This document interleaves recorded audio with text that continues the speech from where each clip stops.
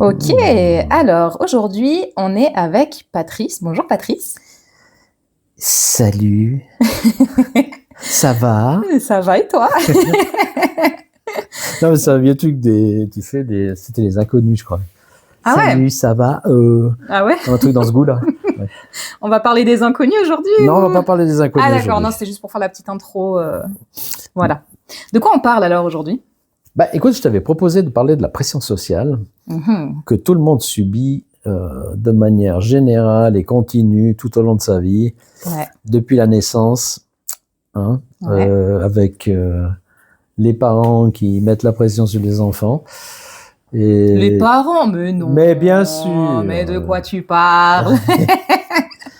Pas tous. Ah. Moi, je suis parent, j'ai mis aucune pression sur mes enfants. Bah non. Ils peuvent d'ailleurs tous le témoigner. Bah, j'imagine, ouais. Faudrait qu'on leur demande. Oui, il faut leur demander. Mais après, ils peuvent aussi dire des mensonges, des fois, tu sais. Oui, ouais, des fois, les enfants sont ingrats. Oui, déjà, ils sont ingrats d'office. Voilà, ça, c'est Sale sûr. gosse. Oui, oui. Charogne des gamins, comme on disait chez nous quand on était gamin. Voilà. Bien, voilà. Et okay. Bon, donc cette pression qu'on subit. C'est quoi pour toi la pression sociale déjà? Commençons par la base. Bon, la pression sociale, c'est comment nous devons nous comporter en société, en groupe, par rapport à la culture de du pays dans lequel tu vis. Les normes. La culture, les normes, oui. Et les attentes du monde. Et surtout la religion. Ok, la religion, t'inclus la religion là-dedans? Oh, alors, je pense que c'est les premiers dans ma cible. Ah ouais, c'est vrai. Ouais. Eh ben, d'ailleurs, tu sais quoi? Tu sais ce que j'ai vu aujourd'hui? J'ai vu un article, c'était justement la RTS qui, des fois, met des articles sur Internet. Et il disait que y a de moins en moins de personnes qui sont dans la religion pure et dure, si tu prends catholique, musulman ou autre, ouais. mais qui sont beaucoup plus dans spiritualité et qui se mettent moins dans des cases. Ouais, voilà, mais je justement. trouvais méga intéressant. Justement, ok. Ouais, alors je sais pas si c'est méga, hyper ou super génial, extraordinaire. Ça se moque. Voilà. Mais alors le méga, c'est vraiment, disons, il y a l'oméga. J'étais sûre. Un grand classique. Un grand classique. Bien, passons là-dessus. Et oui, alors je pense qu'il y a, avec tous les cas, si on parle de religion, avec tout ce qu'il y a eu dans l'histoire de la religion, et ce qui se passe encore aujourd'hui avec cette problématique de pédophiles, parce que je dirais un prêtre qui a 30 ans et qui se trouve une amie ou un ami pour avoir une relation sexuelle et qui en a 25 ou 30 comme lui, ou même 40, c'est pas la question, mais qui est un adulte et consentant. Bon, alors, oui, il a fait vœu d'eux, pas tous ont fait vœu d'eux. Ouais. Mais, disons, on peut encore l'admettre, on peut encore comprendre que, ma foi, on n'est pas Jésus, on n'est pas, et d'ailleurs Jésus, on sait pas trop les détails non plus.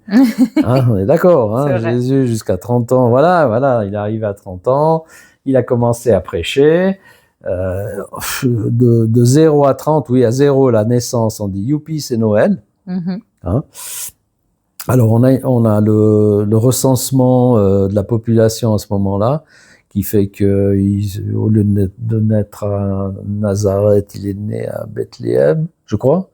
Il me semble, quelque chose comme ça. Ouais. Non, je vois que tes parents, ils t'ont pas donné une grande éducation chrétienne. Parents, Ouais, non, je sais bien. D'ailleurs, je les connais, c'est ça. Ah oui. Ouais, les pauvres. Bah, tu sais, comme je souffre, du coup. Ouais. Et tu sais comment ils ont souffert aussi. Enfin. C'est pas vrai, parce que moi, j'étais un ange. Moi, j'étais un petit agneau depuis bébé, déjà. Oui, t'étais un petit agneau. Donc, je tiens à me défendre. Oui. Voilà. T'es l'agneau pascal, quoi. Puisqu'on parle de religion, quoi. Oui, bah voilà, on est dans le thème. Bon, quand c'est qu'on va t'égorger, on sait pas encore, mais ça va venir. Alors, donc, disons que, voilà, Jésus, on sait que, voilà, il est né. Il y avait Marie, il y avait Joseph, il y avait le bœuf, il y avait l'âne. Il y a eu les trois rois mages qui sont venus amener les petits cadeaux.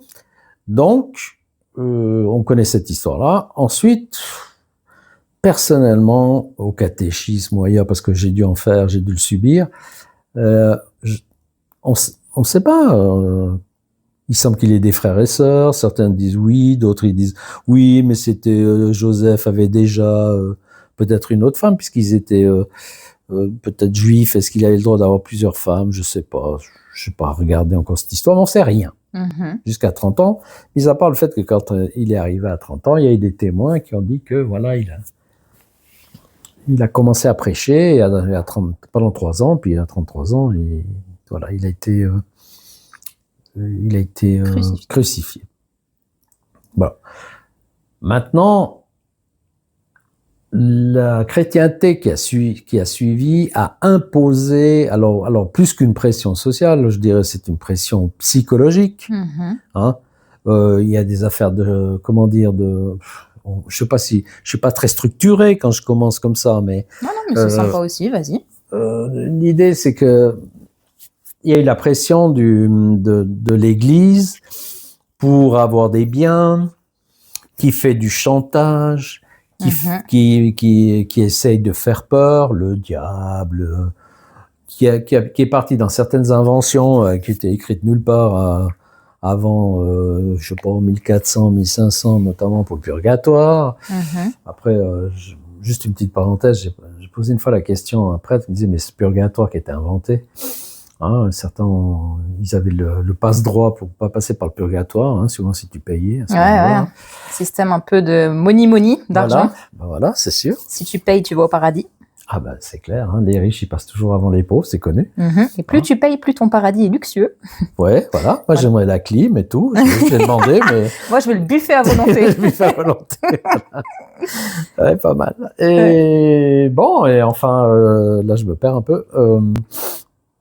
Donc il y a eu des inventions, puis après il y a des prêtres qui disent oui, normalement, vous voyez, on peut pas mourir, puis tout de suite décider, vous allez tout droit au paradis, et puis vous n'avez pas un moment de latence où il faut qu'on parle de vos péchés, et puis qu'on vous les pardonne gentiment, alors que si on prend l'évangile, eh bien Jésus il a pardonné très vite, et puis il n'a pas fait tant d'histoires. Il y en a un qui était à droite ou à gauche sur la croix, hein, avec lui, puis il a dit il a demandé pardon, il a dit tu seras avec moi en haut dans le paradis, puis c'est donc en fait ça veut dire que je peux faire toutes les conneries que je veux maintenant, et après si je dis mais en fait je suis désolé, pardonne-moi, c'est bon, j'ai ma clim, j'ai mon buffet à volonté, et j'ai tout. Okay. C'est bien la preuve que t'es tactique, quoi. Ah ouais, c'est pas mal, Là j'aime bien, Kelly, tu te découvres. Ouais, voilà. Ça vient de mes parents, ça. Voilà. Et voilà, encore une fois. Ouais, moi je pense que tes parents ont quand même dû déguster un petit peu quand même. Voilà, ça y est. Ouais. Il semblerait que c'était une grande famille aussi. Ouais, moi je trouve que tu as beaucoup d'empathie pour mes parents quand même. Hein. Oui, ouais. Alors écoutez, je les apprécie beaucoup. En tout cas, une un peu moins parce que voilà, la vie nous a distancés. Et puis voilà, les personnes qu'on voit moins, loin des yeux, loin du cœur, on le connaît, on connaît cette histoire. Enfin bon, voilà donc cette pression. Si on reprend le sujet, parce que je vois que t'es pas très sérieuse aujourd'hui, mais bon, voilà. Écoute, je trouve que tu gères mieux que moi ce domaine. Moi, j'ai plutôt d'autres façons de voir les choses, donc ça me parle pas plus que ça, mais c'est pour ça qu'on écoute la parole d'expert qui est devant moi. Ah, voilà. Et en plus, elle est faux cul, mais c'est terrible, Donc, oui, alors je dirais, voilà, donc cette pression, elle est là, pour ceux qui y croient, pour ceux qui ont peur, pour ceux qui souhaitent... se laissent manipuler aussi, pas qui se laissent. Souvent, je veux dire, il n'y a pas moyen d'en discuter, ou très peu. Moi, je prends les personnes âgées, parce que j'habite en Valais. Je connais quelques personnes âgées qui vont à la messe tous les dimanches, et puis tu leur dis, oui, écoutez, voilà, là, c'est quand même un problème, du temps de... je parle de... Le terme m'échappe maintenant quand l'Église a chassé les hérétiques. Déjà, ils sont partis... C'est quoi un hérétique? Alors, un hérétique, c'est quelqu'un qui ne croit pas en Dieu, qui critique, hein, ou qui a une autre croyance. Ok. Voilà, c'est un hérétique. Okay. Et puis, c'était un des crimes les plus graves pour l'Église. Ah ouais. Hein, être hérétique. Okay. Il y avait ça avec le sud de la France. Je viens de voir quelque chose là-dessus, justement. Le sud de la France où il y avait les Cathares. C'était une communauté chrétienne qui s'est développée, qui, vers l'an 1002, 1003, quelque chose comme ça, hein, durant le Moyen-Âge, qui a dit il faut qu'on revienne à l'humilité, qu'on revienne à des choses simples qui sont la base des déclarations, de l'enseignement de Jésus. Okay. Et puis ils ont été persécutés, brûlés vifs, emprisonnés par l'Église. Il y en a eu d'autres, et puis il y a eu que ça. Et donc on voit bien que l'Église a une part, qu'elle soit catholique, musulmane, musulmane, on ne peut pas dire le contraire aujourd'hui, hein. Allah Akbar, et puis je te fais péter ci, je te fais péter ça, bon ben voilà, enfin nous on n'a pas fait mieux non plus, mais voilà, je critique pas nécessairement les musulmans, hein, c'est pas ça. Et d'ailleurs on a le même Dieu, alors difficile de critiquer aussi, hein.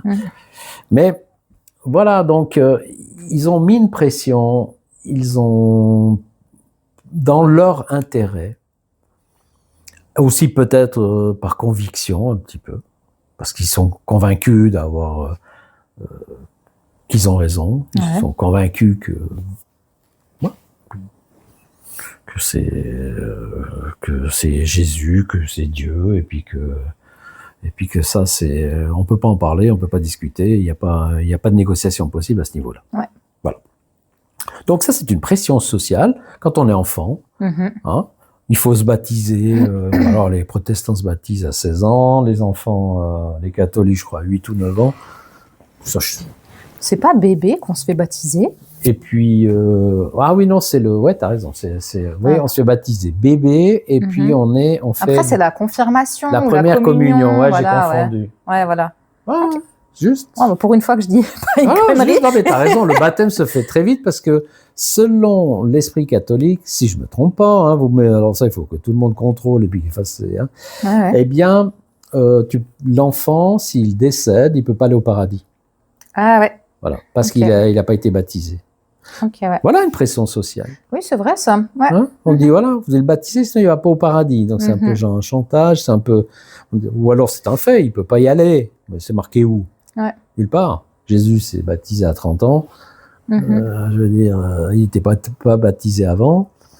Hein, Saint Jean-Baptiste là, dans le Jourdain là, etc. Donc, alors on fait quoi? Alors on se dit, mais on fait ce qu'on appelle le pari de Pascal. Pascal, c'est un mathématicien. Ouais. Puis lui, il a dit, bon, je ne sais pas si Dieu existe. Ok. Ah oui, je connais ça. Voilà. Mais, à défaut, hein, n'étant pas sûr, je vais quand même essayer de faire le bien. Ouais. Parce que, au pire, je serai récompensé parce que Dieu existe. Et puis sinon, bon, ouais, j'ai dû me forcer un peu à faire le bien de temps en temps, mais enfin, je risque pas grand-chose. Ouais, voilà. Ça ne demande pas un effort tout à fait particulier. Hein, pas obligé de tous être de trou du cul, comme on dit chez nous. Ah bon? Connard. Enfin, voilà, tu vois ce que je veux dire. Donc, voilà, il a fait le pari, puis c'est une idée. Donc, il y en a qui répondent à cette pression, justement, de telle manière, quand c'est Copernic ou qui c'était là qui a déclaré que la Terre était plate. Hein. Oh, alors écoute, bonne question. Non, je sais plus qui a dit ça, mais ouais. Non, mais c'est peut-être un autre, mais vers la Renaissance, 1500 par là autour. Et mon pauvre ami, l'Église, il a fait l'excommunier, c'est pas normal, c'est le soleil qui tourne autour de la Terre, c'est pas l'inverse, nous sommes, puisque, enfin, tu vois, toutes les croyances qu'il y a et toutes les pressions qu'on peut avoir à ce moment-là. Bon, alors ça, c'en est une. Ouais. Bon. Et d'ailleurs, je te coupe, je rebondis un petit peu. D'un côté, effectivement, il y a énormément de pression où pour l'Église, tu dois donner de l'argent pour aller au paradis, il faut croire en Dieu, sinon, je sais plus si c'est Jésus ou Dieu qui va te vomir dessus le jour où tu décèdes parce que t'as pas cru en lui. Ça, c'est des discours que des personnes croyantes me répétaient beaucoup de « attention, faut que tu croies en Dieu, sinon si tu crois pas… il va te vomir dessus le jour où tu décèdes, etc. » Oh, tu iras pas au paradis, tu vas en enfer. Ouais, j'espère qu'il y a un bon buffet à volonté là-bas. On verra ce qui m'attend. Ouais. Mais je trouve qu'il y a dans ce contenu-là, oui, il y a beaucoup de pression, mais les personnes croyantes, justement, qui croient en Dieu, par exemple, j'ai beaucoup entendu oui, mais moi, j'ai Dieu avec moi et mes problèmes, je les donne à Dieu et c'est Dieu qui m'en occupe. Donc, d'une autre manière, ils ont quand même aussi beaucoup moins de pression. Mais après, il y a aussi un peu un aspect philosophique où, moi, je saurais même pas dire, disons que je crois plutôt en l'énergie, en la spiritualité. Il y a quelque chose, j'aime pas forcément l'appeler Dieu, mais effectivement, quelque chose il y a. Ça, j'en suis sûre. Par contre, c'est vrai que personnellement, je suis plus dans l'optique on est ici pour apprendre des choses. En fait, c'est un apprentissage ou un jeu vidéo, tu vois ça comme tu veux, mais tu es ici pour te planter, essayer, expérimenter, ressentir tout ce qu'un humain peut ressentir. De mon point de vue, on a plusieurs vies parce que tu peux pas tout expérimenter en une vie. Et en fait, c'est vraiment source d'apprentissage. Et là, dans ce cas-là, autant avant, il y a la philosophie de je donne mes problèmes à Dieu et Dieu s'occupe de tout. J'ai Dieu avec moi. Et après, tu as l'autre philosophie, la mienne par exemple, en fait, je suis ici pour apprendre, je vais me planter, je vais réessayer, on verra ce qui se passe et surtout, je viens apprendre des trucs. Et tout ce que j'ai pas appris maintenant, en fait, dans une prochaine vie, je vais y passer, je vais apprendre tout ça. Ouais, c'est une pression sociale supplémentaire, quoi. Donc, tout ce que j'ai pas appris, voilà, alors maintenant, démerdez-vous. Vous n'avez pas appris? Très bien. Non, mais je t'explique, tu sais, c'est parce que mon père, toi, tu le connais, mon père. Oui. Voilà, tu sais comment il est. Oui. Tu sais, il faut aller, il faut apprendre, on continue. Voilà, tu sais, un peu, voilà. Il y a il est un peu japonais sous les bords. D'accord. Tu sais, cette génération. Oui, cette génération, peut-être ces vieux schnocks qui veulent la ramener, là. Moi, je te dis, c'est difficile de vivre avec des gens comme ça. Ouais. Mais après, il y a des points positifs aussi. Ouais, faut pas trop que je me plaigne, parce qu'après, tu vas tout dire à mon père. Donc, moi, je veux pas de problème. Non, mais voilà. Donc, on parlait de religion. Donc, tu as vraiment les personnes qui disent, oui, Dieu est de mon côté. Et en fait, de croire aussi, c'est magnifique parce que ça t'apporte plein de choses et tu as vraiment quelque chose sur quoi te reposer. Tu as des personnes qui vivent des choses horribles et c'est vrai que c'est soulageant de pouvoir te dire, je peux me reposer là-dessus. Après, nous, au début, on parlait de pression sociale. C'est vrai que surtout la génération d'avant, la vôtre, dans ce cas, vous avez dû avoir une chier de pression parce que même pour l'école, c'était très catholique, très coup de bâton, nanana, mais tu ça, t'es c'est une planté. question d'éducation. C'est plutôt l'Ancien Testament, là. Œil pour œil, dent pour dent. Ah, non, de Dieu. Ouais.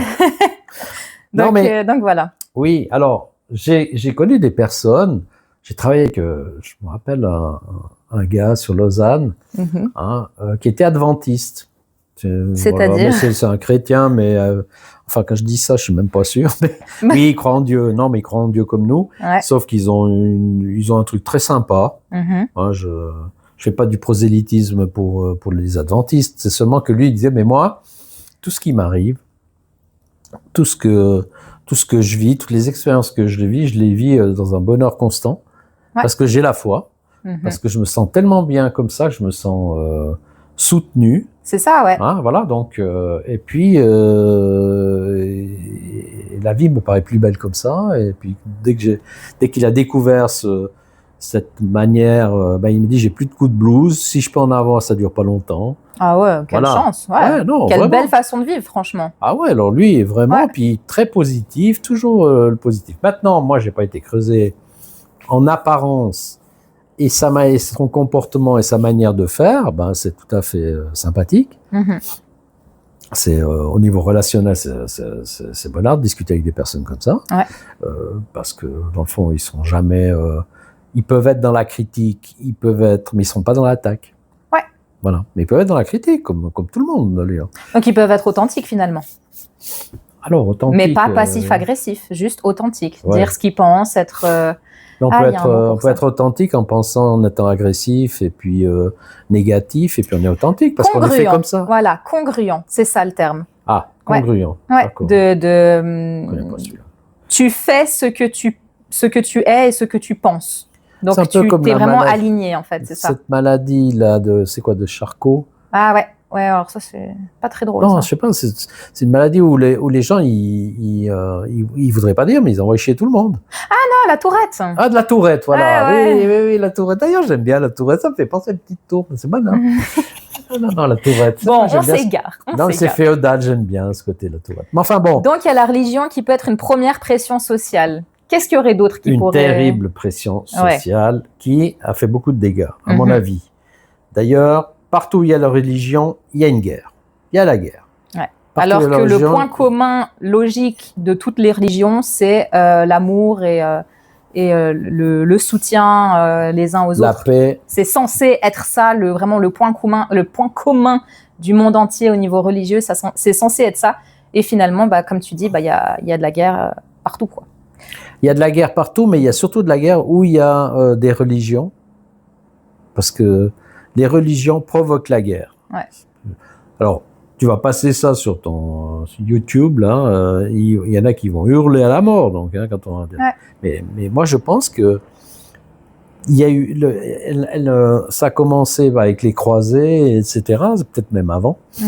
Hein, dès le moment où on impose des règles, ces règles ont des conséquences sur la vie des gens. Surtout quand ces règles, elles sont soutenues au niveau de l'État, moins maintenant, mais quand même. Je veux dire, l'Europe, c'est chrétien, les États-Unis, c'est chrétien. Ce côté chrétien, il est encore très, très marqué avec avoir Trump. Hein. Donc, on n'est pas encore sorti de là. Le pape a un pouvoir, on se dit un pouvoir moral, mais quand même, il a pour moi un pouvoir politique. Oui. Hein, malgré qu'il n'en a pas explicitement, mais enfin bon. Et donc, la religion a encore une très grande importance, qu'elle soit chez nous ou ailleurs. C'est vrai, voilà. Clairement. Et elle influence les gens, elle influence le comportement, elle influence la vie sociale. Exact, ouais. Voilà. Mais je suis d'accord avec toi. Maintenant, quand on a mis des règles, hein, pour vivre en société, pour bien vivre en société, il faut mettre des règles. Moi, je peux comprendre, hein, bien entendu. Le code civil, le code pénal, hein, voire le code des obligations. Non, éviter de s'entretuer les uns les autres, c'est pas mal quand même. Ouais, je sais pas. Je sais pas. Il y a quand même des moments, on a quand même envie d'en flinguer un par-ci par-là. Oui, bon, ça. Oui. Ouais, mais ça, c'est pas mal. Moi, il y a avoir envie, il y a le faire après. Voilà. La prison, c'est pas. Non, c'est pas la prison. Je pense c'est le côté moral. Encore une fois. La pression, notre éducation nous a... On serait, je sais pas, on serait un lion, on a bouffé 3 gazelles aujourd'hui. Je sais quoi le problème. On a tué. Ouais. Bon, nous, on tue tous les jours, hein, quand tu manges ton steak, là. Oui. Même si tu t'en bats les steaks souvent. Je connais ton expression. Toi, tu connais trop de choses sur moi, ça va pas du tout, ça. Ouais, c'est ça. Mais j'ai connu aussi quand tu étais plus en faiblesse, tu comprends? Plus en faiblesse. Moi, faible, tu sais qui je suis? Ouais, j'aime bien le... Alors, bon, qu'est-ce qu'on a comme autre pression sociale? Alors, voilà, donc toutes ces règles au niveau du... Alors, qu'est-ce qui se passe? Bon, c'est vrai qu'il faut qu'on vive ensemble. Donc, il faut quand même qu'on ait un certain nombre de règles. Mais moi, je parle pas de ces règles-là. Je parle de la pression sociale, c'est les règles, c'est plutôt psychique ou psychologique, je sais pas comment on peut le dire, le terme juste. Ouais, puis les règles aussi implicites, qu'on ne te dit pas directement, mais qu'on te fait bien comprendre que là, t'es marginal, t'es hors norme et tu corresponds pas à la société, tu ressembles pas aux autres, donc c'est pas OK. Exactement, ouais. Et c'est là, en fait, l'idée, c'est que, mais qui a raison? Et puis, on est des moutons. Nous sommes des moutons la plupart du temps. C'est clair. Et puis, on essaye il y a certains moutons qui essaient quand même de changer un petit peu, puis qui essaient de faire évoluer certaines choses. Il y a tout un tas les politiciens, etc. Mais on cherche à avoir, l'armée, par exemple, cherche à avoir des personnes, la pression, si tu veux, sociale, enfin, la pression militaire fait que, parce que dans l'intérêt de la nation, mais c'est quoi l'intérêt de la nation par rapport à ton intérêt personnel? Quand on dit je vais sacrifier, j'envoie un commando et puis il y a 10 gars qui vont rester sur le carreau, mais on va avec ça peut-être sauver 1000 personnes. Enfin, c'est les belles théories, etc. Mais voilà, mais quand tu es dans les 10. C'est ça.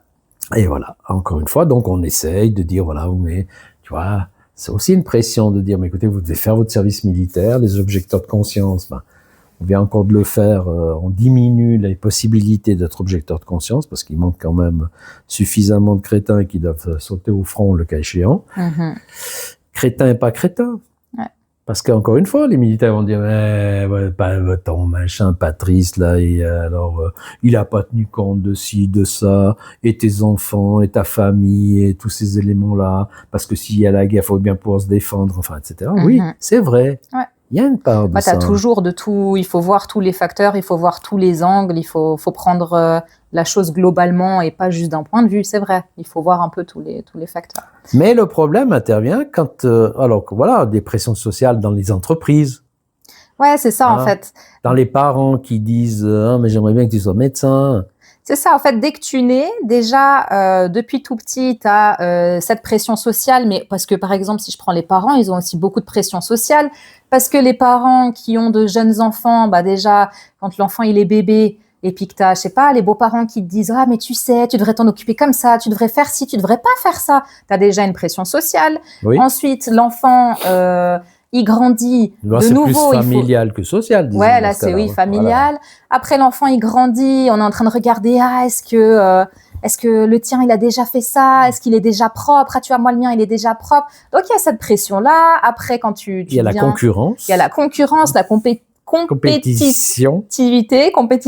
Ouais. Après, voilà, tu grandis, tu deviens ado, tu dois choisir un métier, tu sais pas ce que tu veux faire, mais il faut absolument choisir un métier, tu sais, il faut bosser, faut pas être un glandu, on y va, allez. Après, donc, une fois que tu as choisi ton métier, tu sais ce que tu veux faire, tu dois trouver une place d'apprentissage ou faire une école supérieure ou autre. Donc, pour faire une école, tu dois être à la hauteur, tu dois travailler, donc de nouveau, tu es tout le temps sous pression. Apprentissage aussi. Faut-il encore trouver une place d'apprentissage qui soit dans ce que tu souhaites? Ensuite, tu as le fait d'étudier. Après, quand tu as fini, tu as ton papier, tu es de nouveau dans la compétition de devoir trouver un travail. Tu dois après faire des entretiens d'embauche. Donc, au final, la pression, j'ai l'impression qu'elle est partout. Que ce soit au niveau travail, amour, couple, famille, société, il y a de la pression tout le temps et partout. Oui, alors il y a de la pression. Maintenant, il y a aussi le fait que des fois dans l'adolescence, c'est le côté bonheur de l'adolescence. En fait, qu'est-ce qui se passerait si on mettait, je sais pas, un groupe, et puis on détermine aucune règle? Oh, l'anarchie. Et pourquoi?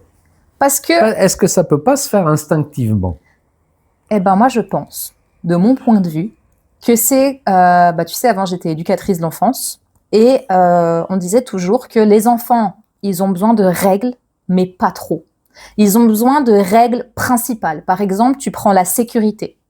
Et puis là, tu fixes, allez, maximum 3 règles. Parce que s'il y a trop de règles, l'enfant, il est paumé, il oublie, il va se dire, pas d'importance. Alors que si tu en prends 3 qui sont inviolables, l'enfant, il a justement ce cadre, il a cette sécurité de je sais où je peux aller, je sais jusqu'où je peux aller, et je sais que à partir de là, je ne peux pas. Et je pense que, enfant, ado, mais même adulte, c'est pour ça qu'on a des lois aussi, je pense que c'est important d'avoir au moins un minimum de cadre. Pas trop parce que tu te perds, puis qu'après, je trouve c'est moins pertinent, mais d'avoir des trucs solides sur lesquels t'appuyer. Parce que d'autant plus l'adolescence, tu dis, ouais, c'est bonnard.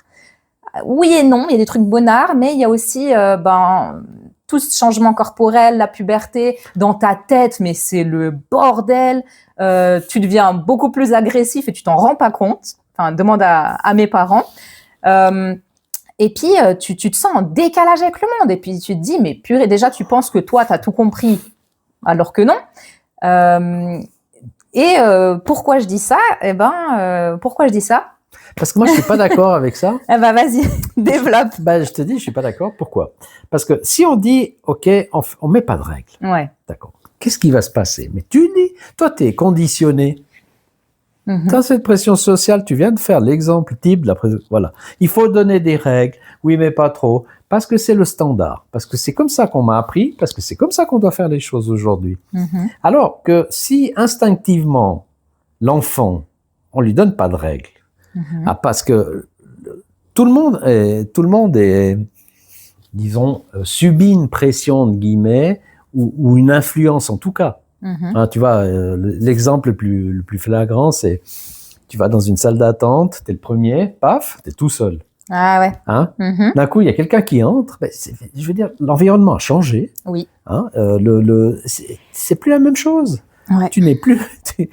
T'as quelqu'un que tu regardes en coin ou que tu regardes pas ou que tu as dit bonjour ou pas.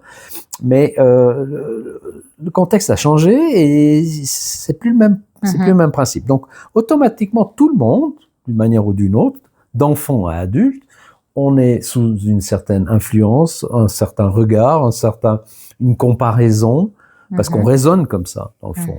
Voilà. Mais maintenant, ce qui serait intéressant c'est se dire, mais est-ce qu'on serait comme des animaux? Justement, les animaux, ils ont des règles implicites, mais ils en ont. Non, mais je dis, est-ce qu'on serait comme des animaux, c'est-à-dire, voilà, tu me déranges, je te tue. Ah, dans ce sens-là, ok, ouais. Je dis, il n'y a pas de règles. Je mets pas de règles. Je mets des enfants, je les isole, je sais pas, dans un petit village où ils se débrouillent. À la rigueur, on vient leur mettre à manger pour qu'ils se débrouillent parce qu'ils sont encore assez petits et puis pas assez débrouillards. Ouais. Et ce serait sympa de savoir comment ça évolue, comment notre instinct primaire fait que nous sommes vraiment là, authentiques. Ouais.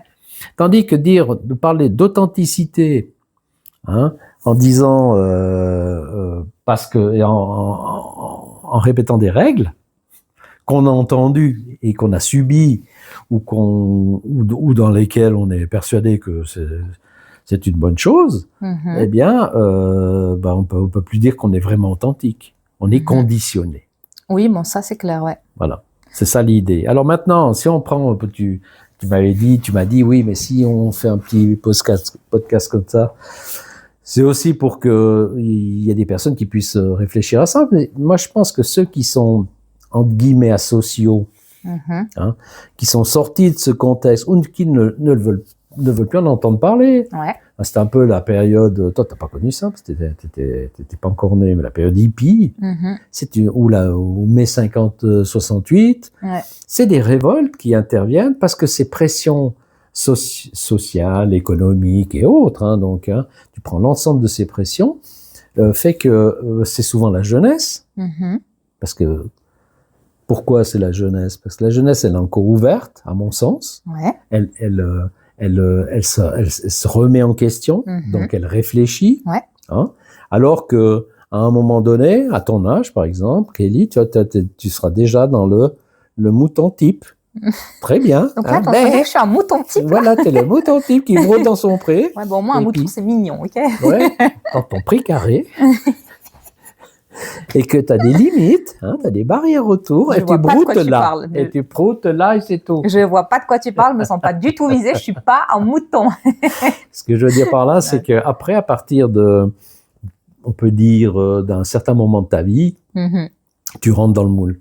On aurait plus tendance à être réfractaire, révolutionnaire quand on a 20 ou 30 ans. Quand on est ado aussi. Hein, ou ado, surtout ado, si on est contestataire parce qu'on nous a mis que des règles et puis on n'en peut plus. Ouais. On explose. Hein, et puis après on se cherche soi-même aussi. Où suis-je, où vais-je, dans quel étage je erre. Ouais. et puis après à un moment donné, je veux dire, toute cette énergie qu'on dépense à être contestataire, à faire valoir qui on est, nos droits, etc. Voilà, puis notre méthode de vie, notre manière de penser, etc. Eh bien, elle s'émousse gentiment, parce que la loi du plus fort, elle est là à nouveau. Ces pressions sociales sont là, elles te poussent à te dire de devenir le bon mouton, et puis à suivre le berger, et puis comme il faut, et puis de temps en temps t'as le chien qui vient, c'est la police ou autre, qui te remet dans le droit chemin. Ouais. Et puis et puis on s'y fait, et puis après on devient puis après quand on commence à venir un peu trop vieux, on commence à retomber dans l'enfance. Et puis là on est plus dans le plaintif que dans le contestataire. Ouais. Parce que là tu parlais de qu'est-ce qui se passerait si les enfants, ils avaient aucune règle. Moi, ça me fait vraiment penser, si tu prends les singes ou que tu prends des animaux qui n'ont pas de règles, implicitement, ça va se créer. Il y aura des règles. Il y a une personne, enfin un animal qui va devenir un peu le chef et il va imposer ses règles. Et pourtant, eux, on leur a pas donné de cadre en leur donnant des règles, ceux qui sont sauvages, tu vois. Donc, je me dis que des règles, il y en aura qui vont se faire d'une autre manière. Ok, il y aura un chef, mais finalement, c'est assez ce qu'on fait maintenant. Donc, c'est vrai que j'ai un petit peu de peine à m'imaginer, comme tout le monde un peu, de comment ce serait s'il n'y avait pas de règles. Est-ce que ce serait la totale anarchie et tout le monde s'entretuerait et serait la cata? Ou est-ce que ce serait harmonieux, ce serait... J'ai de la peine à croire que ce soit harmonieux, mais... Est-ce qu'il y aurait une sorte de régularité qui se trouverait Voilà. Dans quel sens ça irait? Bon, tu dis, il y a les animaux des règles, mais c'est juste, mais c'est instinctif. Hein, c'est comme le pigeon, hop, il y va, puis lui, il est né Quand là. il a décidé de te chier sur la tête, c'est instinctif aussi. Oui, mais là, il n'a pas décidé. Il se dit, sauf si c'est toi. Celle-là, oui, je vais l'emmerder quand même. Allez, celle-là, elle a passé une trop bonne journée. Il faut faire quelque chose. Mais enfin, je dis, voilà, le pigeon voyageur, hein, c'était bien preuve que tu n'es pas sérieuse. Comment veux-tu faire quelque chose de sérieux?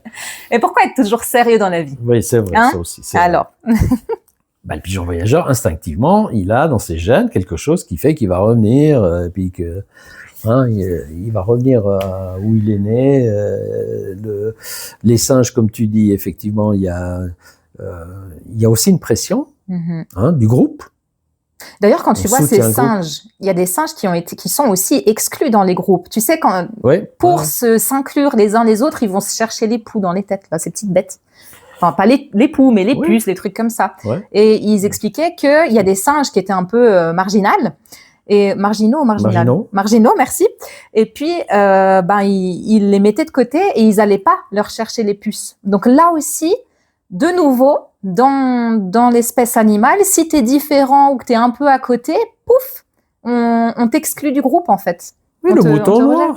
Voilà, le mouton noir, c'est l'exemple type. Ouais. Hein? Si dans le troupeau, ils sont tous blancs, puis toi, t'es noir. Ouais. Mais alors, celui qui a noir, est-ce qu'il a tort? Pas forcément. Ouais, voilà. C'est là, justement, où j'aimerais en venir. C'est qu'on fait des règles c'est un peu la loi de Pareto. 80% des règles permettent quand même d'avoir un bon équilibre dans la vie. Oui. C'est vrai. Et puis, il y a 20% qui nous cassent les pieds, et puis qui nous pourrissent la vie. Généralement, qu'il faut remplir ses impôts, puis qu'il faut payer la facture, ça nous pourrit la vie. Alors moi, ça me dérange pas, parce qu'en général, ils doivent me rembourser. Donc moi, j'aime bien ce moment, tu vois. Oui, bien sûr, mais parce que t'as payé plus avant. Voilà. Bien là. Oui, on essaie de voir si on arrive à se défiler, mais on n'arrive jamais. Bon, voilà. Ça, c'est un peu embêtant. On a laissé quand même une chance de s'en sortir une fois. Quand même. Alors. Bon, ça, c'est encore autre chose. Et alors, je veux dire, alors c'est clair que on fait automatiquement des exclus. Ouais. Ceux qui ne veulent pas rentrer dans le moule. Parce que ils se rendent compte que ce moule, voilà. Ou alors on en fait des comédiens qui savent très bien jouer le jeu quand il faut jouer le jeu, mais qui n'en pensent pas moins. Ouais. Et peut-être c'est ça la martingale. C'est de se dire, ok, puisque nous sommes dans une société où il faut contenter un petit peu tout le monde, et puis qu'il faut jouer le jeu, et puis qu'on montrer l'esprit de groupe, et puis que on part à l'armée, la fleur au fusil, etc., etc. Et puis qu'on va prier le dimanche matin, et puis voilà. Donc ça c'est l'approche, si tu veux, extérieure de notre personnalité. Et puis, mais je suis pas sûr que disons que les gens ne prennent pas conscience de ça. Souvent, on prend pas conscience parce que on a été éduqué et puis l'éducation, elle se répercute quand même sur beaucoup dans notre vie. Tu sais ce qu'il me disait mon père? 20 ans d'éducation et toute une vie pour s'en défaire. Ouais, mais il avait pas tort, lui. Des fois, il disait des trucs... Ouais, mais pas souvent non plus. Non, mais finalement, ces gens marginaux, ils ont une sacrée force quand même, parce que c'est pas facile d'être dans cette posture où t'es rejeté, t'es mis de côté et on se moque de toi parce que peut-être des fois tu peux être un peu complotiste, mais si ça se trouve t'as pas si tort que ça, ou peut-être tu vois des trucs qui sont vrais puis les autres le voient pas, ou peut-être t'es vraiment peut-être à côté de la plaque, mais il faut avoir une certaine résilience et une certaine force quand même pour être de ce côté-là, je trouve. Ou alors de réfuter.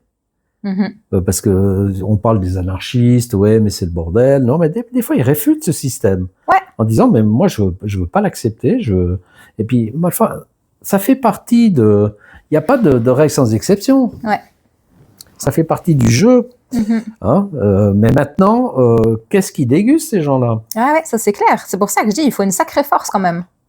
Ou une sacrée force, ou alors t'as pas moyen de faire autrement. Ouais. T'as pas le choix. Et c'est ça. J'en reviens au rôle, à mon avis, au rôle de la religion, par exemple, par rapport à ça. C'est justement ces personnes-là qui devraient soutenir. Oui. Avant tout. Bah ouais, c'est vrai. Hein, c'est pas le standard qui gagne 15 000 balles par mois avec sa Porsche Cayenne qui va aller à l'église le dimanche matin et puis qui dit l'après-midi je me baigne dans ma piscine, dans ma belle villa là, avec la vue sur le lac. Ceux-là, ils peuvent être perdus comme les autres. C'est pas parce qu'ils ont l'argent qu'ils ont tout. Ça c'est vrai. Mais j'entends en fait, si tu reprends moi j'aime bien quand on parle des évangiles, quand on parle de Jésus, parce que je pense que il y a beaucoup de choses qui sont discutables. Il y a des contradictions dans la Bible comme dans toutes les religions. Hein. Non, mais il y a des contradictions dans la Bible, dans les récits. Voilà. Ouais. Ok. Et ça, c'est embêtant. Mais enfin, c'est quand même des humains qui l'ont écrit.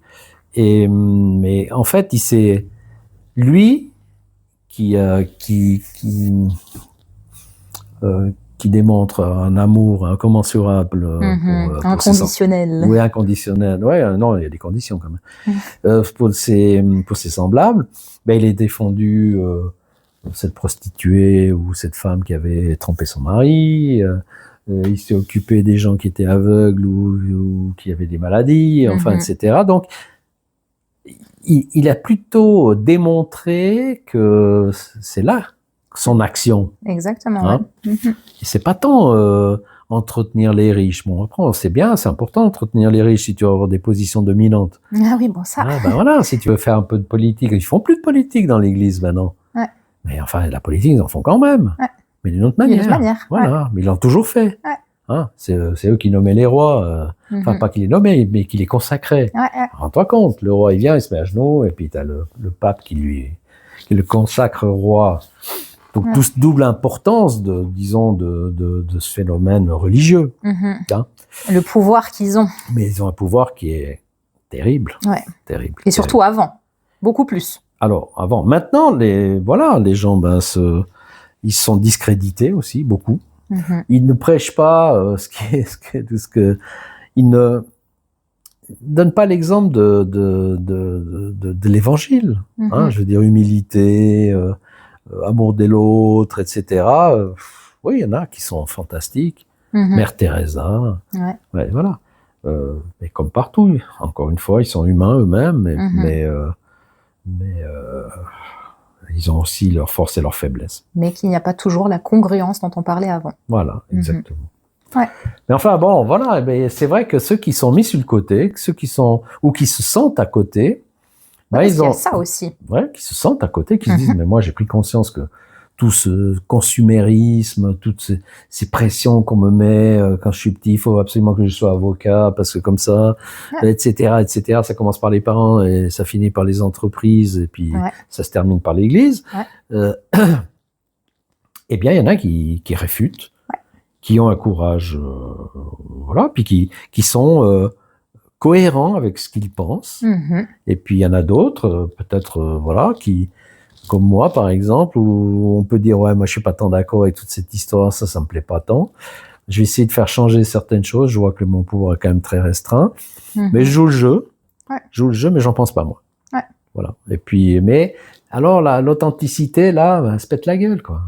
Ouais, c'est ça dépend de tes actions. Est-ce que tu sais que, voilà, t'es en minorité, mais t'essayes quand même de planter la petite graine, sans aucune attente, mais juste pour te dire, pour ta conscience, moi, j'ai fait ça. Et c'est plus, comme on disait avant, en congruence, en authenticité avec qui je suis. Ou est-ce que, ma foi, foutu pour foutu, le monde c'est de la merde, et voilà. Alors, le monde c'est pas de la merde. Celui qui pense ça, je crois qu'il a pas une bonne vision. Parce qu'alors, je pense qu'il y a moyen d'en faire ce qu'on en veut aujourd'hui, plus ou moins. malgré toutes ces contraintes, malgré ces pressions, ces contraintes, je pense qu'on doit pouvoir, si c'est là-dessus que tu mets l'accent, on doit pouvoir vivre quelque chose détaché de ces éléments-là, plus ou moins consciemment, inconsciemment, mais on doit pouvoir y arriver. On doit pouvoir y arriver et rester, avoir ce pas de côté ou comment on dit, ce recul, en disant, ben là, je suis en train de me faire manipuler, là, je subis une pression, c'est pas mon choix. C'est pas moi qui ai décidé ça, c'est parce que c'est le on-dit, parce que la règle veut que, etc.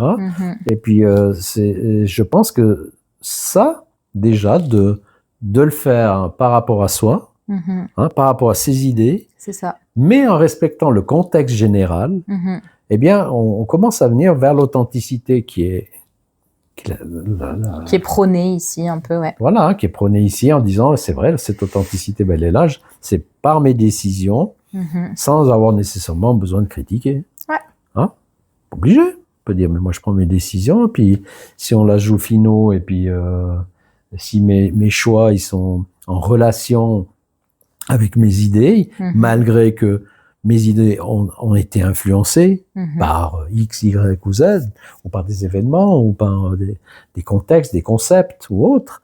Ce qui est normal, c'est comme ça qu'on apprend. Sinon, on réinventerait la roue, puis on recommence avec des roues carrées, puis on se dit non, ça marche pas. Merde alors. Ah là là. Oui, enfin voilà. Donc quand tu regardes, en fait, la pression sociale, elle est partout. Là, on a beaucoup parlé de religion, après on a parlé de l'enfance à l'âge adulte, on a parlé du travail, etc.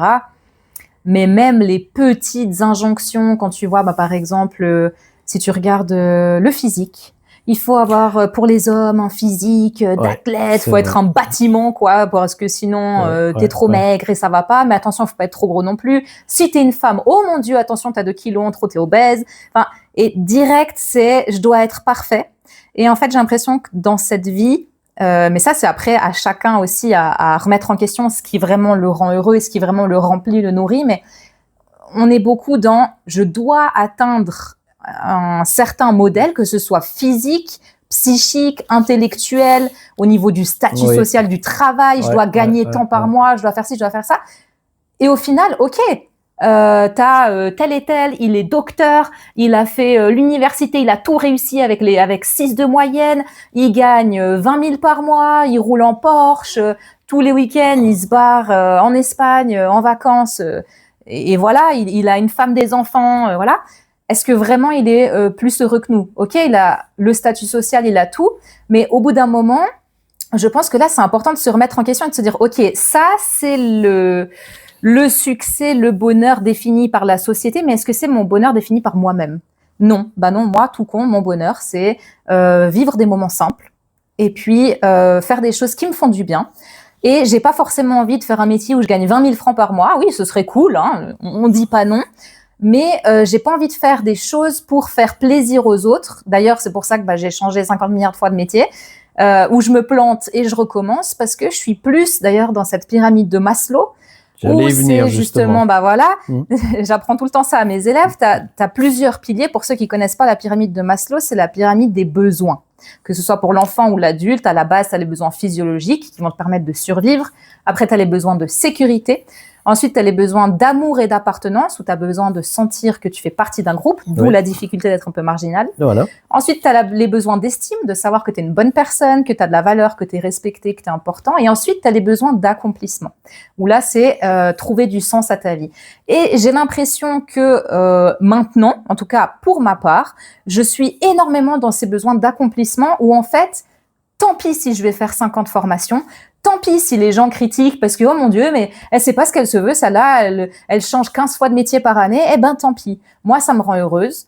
Et si j'ai pas trouvé ma voie tout de suite, c'est pas grave. Et je suis d'accord avec ça. Ce genre de choses-là me rend heureuse, c'est le plus important. Pourquoi est-ce que je dois correspondre à des standards pour au final, tu donnes des mille et des cents, tu fais des efforts immesurables. Incommensurables. Merci beaucoup. pour au final arriver après et te dire merde, mais en fait, c'était pas ça que je devais faire. Ouais.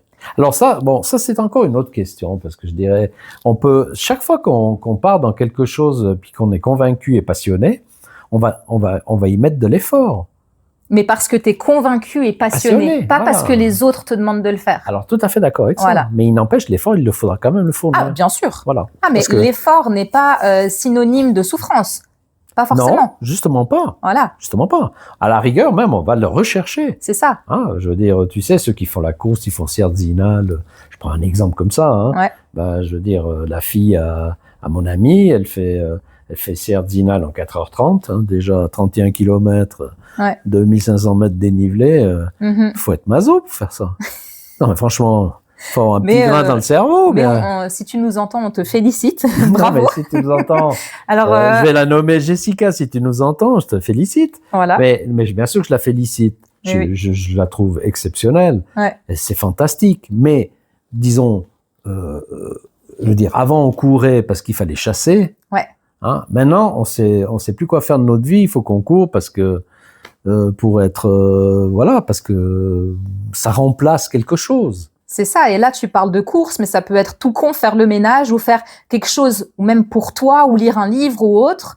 Pas forcément lire un livre, mais toutes les choses qui demandent de l'effort. Finalement, tu auras un peu cette récompense, tu auras la dopamine après. Donc là, on parlait la dopamine, elle joue énormément. Et puis, d'ailleurs, les personnes qui font du sport, moi, je vois mon physio, à chaque fois, je le vois, je dis, oh purée, là, je suis pas motivée. Je te jure, je viens, mais un coup de pied au cul parce que j'ai aucune envie. Il me dit, Kelly, je te promets, ça va te faire du bien. Tu vas repartir de là, ça va te faire du bien. Oui. Et après, tu repars de là, t'es à moitié shooté par tout ça. Et t'es là, oui, c'est vrai, maintenant, je me sens bien et tout. Voilà, après, t'as les endorphines qui commencent aussi. Et puis ça te calme. C'est ça. Par contre, sur le moment, t'es là, oh, putain, alors là... Tu vois, avec mon père, on va commencer à courir, faire des parcours Vita et tout ça. Elle commence avec ses conneries ici, là, c'est reparti.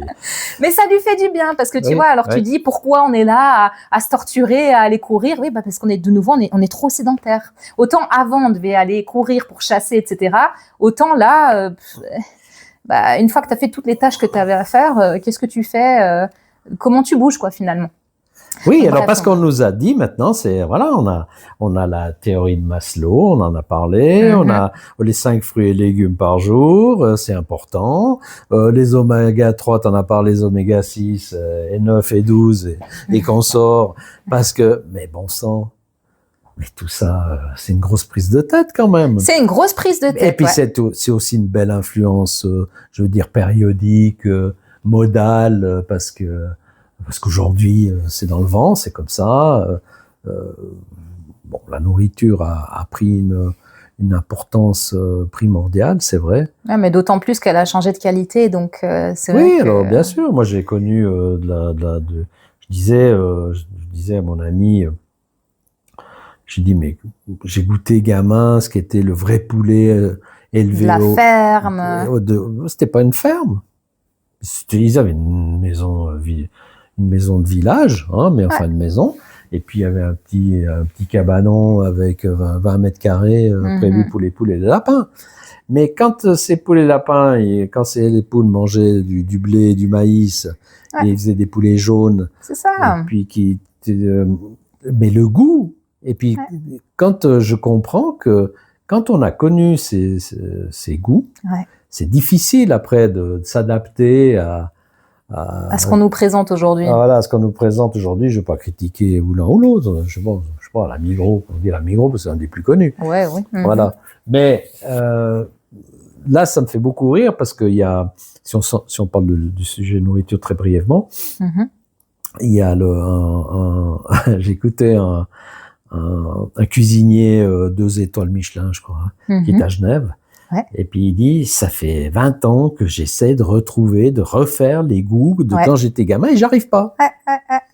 Et c'est vrai qu'après, je pense qu'on fabule un peu quand même. Hein, je veux dire, c'était sûrement très très bon, c'est vrai.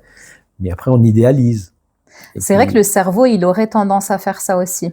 Je pense que ça dépend. Parce qu'il y a vraiment des aliments qui ont vraiment changé de goût. Personnellement, je trouve que par exemple, tu prends les fruits. Même si tu prends des fruits bio, ça a pas le même, enfin, ça a pas de goût. Sauf si tu vas chez ta sœur, on ose dire qu'il habite Fuy, ou bien. Oui, bah oui, vas-y. Bon, alors si tu vas chez ta sœur, à Fuy, là-bas, elle a un prunier, Ouais. bon sang. Ah, elles sont bonnes les prunes là-bas? Oh là là là là, tu reprends Ok. les prunes, voilà, il y a des endroits, bon après peut-être Fuy, c'est aussi un petit peu la Sicile de la Suisse, quoi. Ouais. Hein? Ouais. C'est là-bas tous les fruits viennent plus gros. Et tu penses que les fruits, ils ont une pression sociale, eux? Ah bah eux ils subissent la pression. Ils disent, il faut qu'on soit gros, Voilà. il faut qu'on soit bon. Alors eux, ils ont le droit d'être gros. Tu vois. Voilà, ils ont le droit d'être gros. Exactement.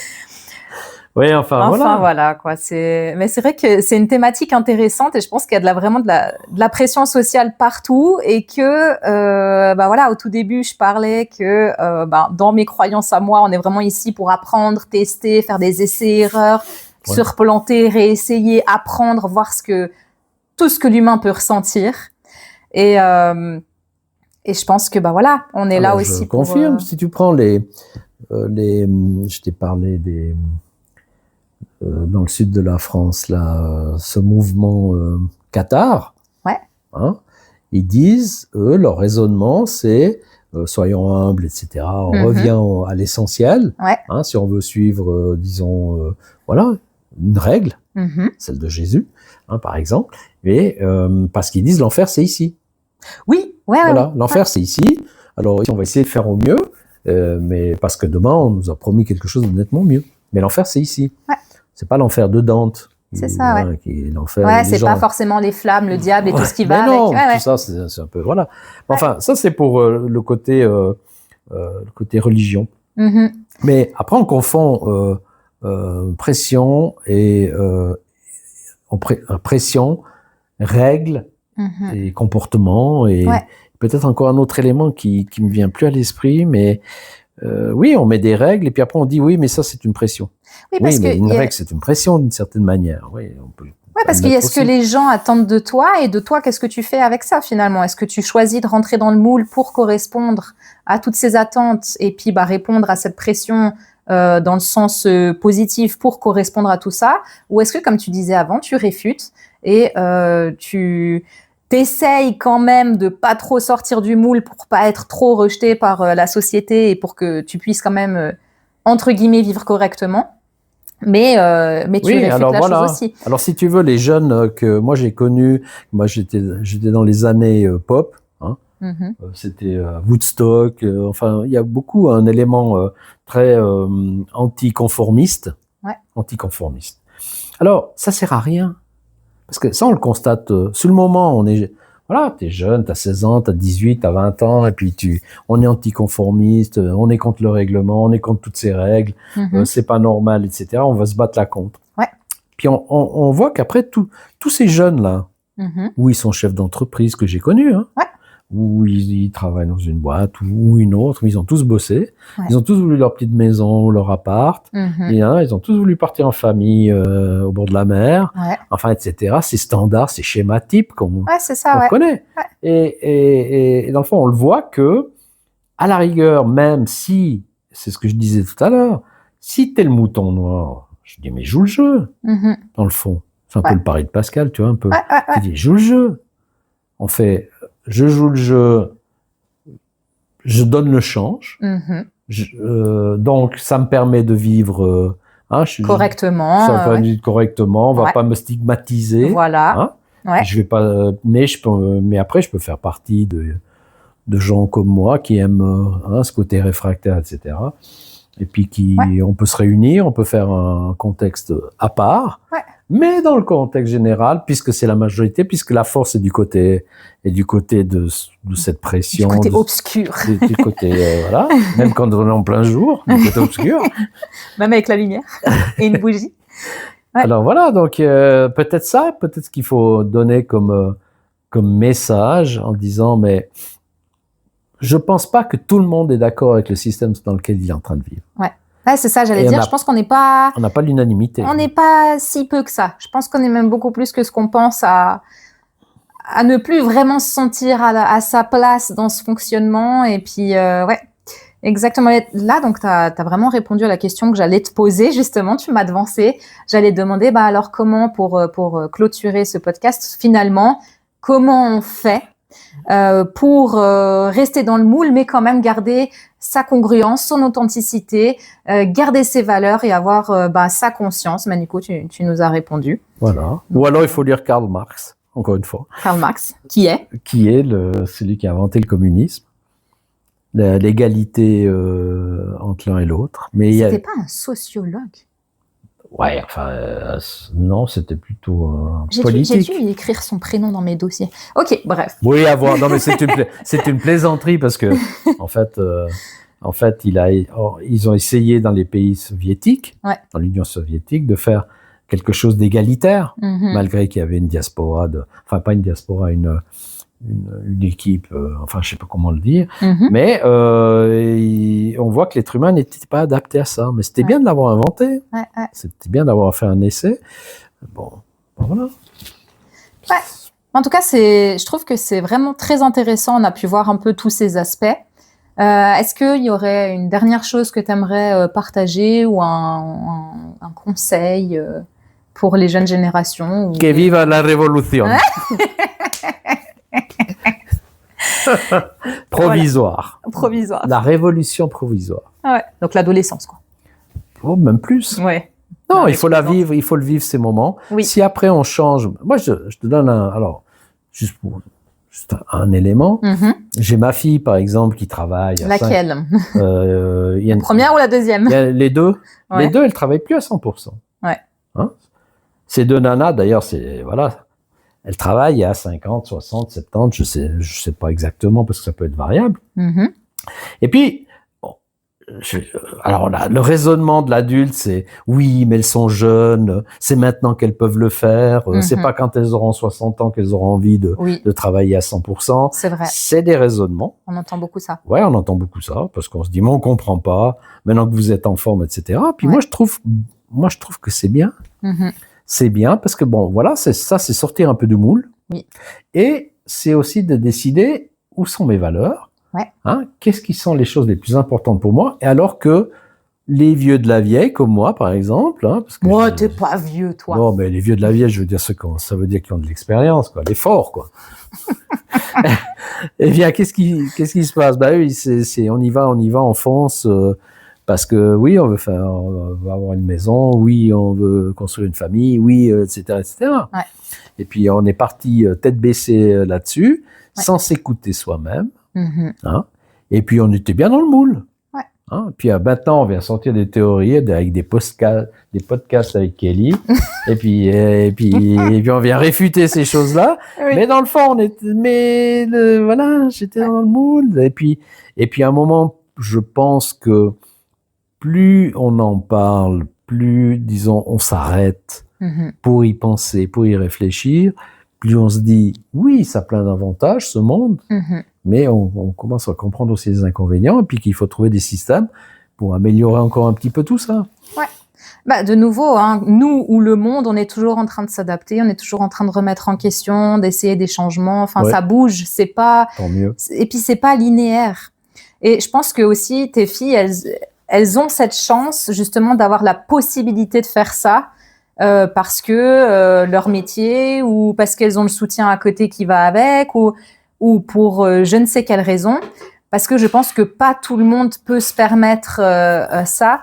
Non, il y a plutôt certaines, quand tu vois dans certaines villes, beaucoup que j'ai connues, ils avaient 2 jobs, 3 jobs. Ouais, c'est ça. Parce que sinon, ils n'arrivaient pas à tourner. C'est ça. Donc finalement, c'est une chance. Ouais. Oui, c'est une chance. Ouais. Donc voilà quoi. Tout à fait. Dans le contexte actuel, oui. Oui, vraiment. Ok. Merci Patrice. Mais de rien, Kelly. Toujours en train de se moquer ici. Oui, oui, mais on se moque un petit peu, ça fait réagir. Voilà. Alors, à tout bientôt. Puis bonne journée. Mais oui, merci. Et merci à vous de nous avoir écoutés. Puis n'hésitez pas à nous dire ce que vous pensez. Et bisous câlins. Bisous câlins.